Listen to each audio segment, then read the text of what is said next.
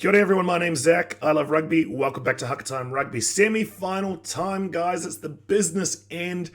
And we've got, two rivals, two very well-known rivals. Argentina, Los Pumas versus the All Blacks.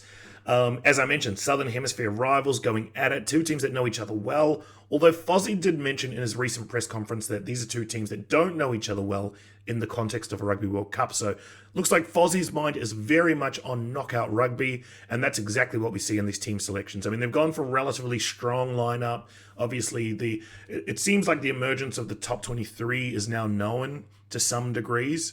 And Fozzie isn't tinkering too much with that. So a very similar lineup than we saw against Ireland, albeit with a couple of little changes.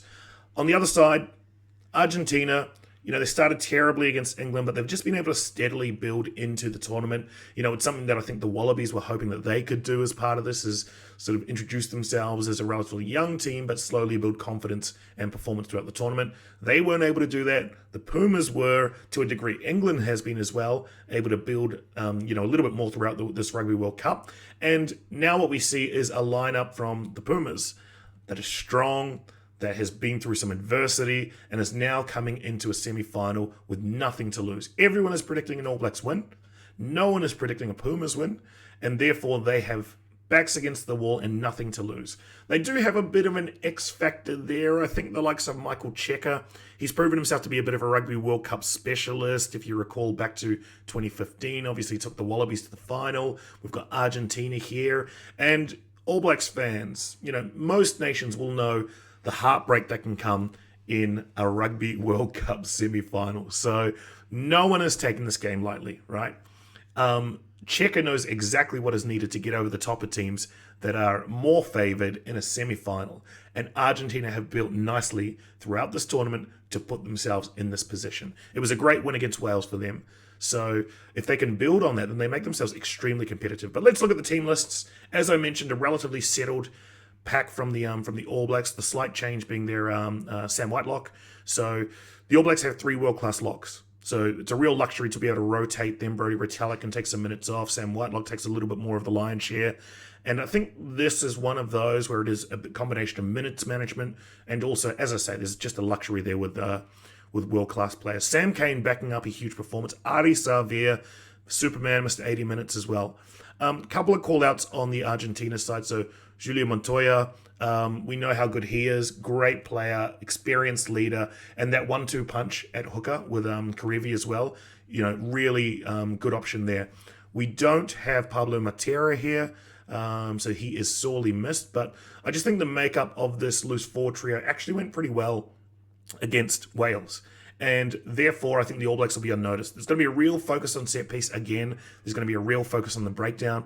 I think the All Blacks have shown that when they can control, keep things tight, keep connected to each other. And obviously, Sam Cane, Adi Savia were outstanding at the breakdown. Those 3 elements means that you can really control the breakdown. They'll need that against this Argentina team because we know the likes of Kremer, he's great over the top of the ball, and they're great ball runners as well. So I just think that there is some danger here that the All Blacks need to manage. They did so against Ireland, and they'll need to do so again. Thomas Lavanini loves a yellow card, but there was a moment against Wales where I just thought, he rushed in. If you guys recall it, I think it was just before halftime. He rushed in to rip a player away, threw someone to the ground. It just looked like, oh no, he's putting himself in a position for another card here. So we need to keep an eye on him. Very passionate people, a very passionate player. And discipline could be a deciding factor here as well on both sides. You get inaccuracy either way, and it can lead to cards, and they can put yourself on the back foot in a semi-final. The back line, the big inclusion is Mark Talia. We knew that he was likely come back.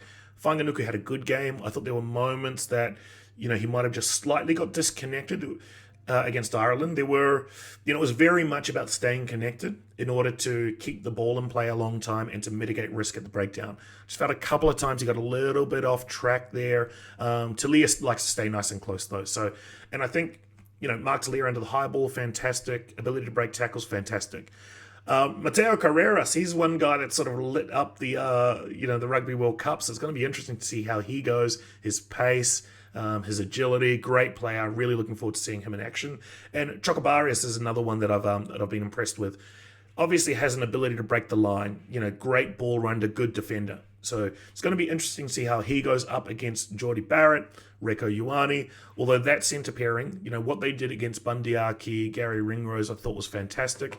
They're really building as a centre combination, as in, we know that they're world class, but they're building into one of the premier centre combinations, I think. They give you everything in the book, whether it's the ability to game manage, whether it's the ability to kick from, for territory, or the ability to crash ball. These two guys have it. So, and then we've got Beauden Barrett in the back, had a great game last week, and will be needed there to manage territory for sure.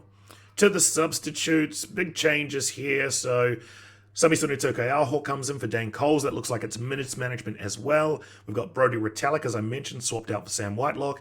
And Finlay Christie retains his spot. Didn't get minutes. So it looks like he did enough here. But, Foster has spoken about he wants a defensive-minded team to close out the game. So I understand the logic behind a Finlay Christie. I do think that it should be horses for courses. So Ireland, you're going to have to go 80 minutes, right?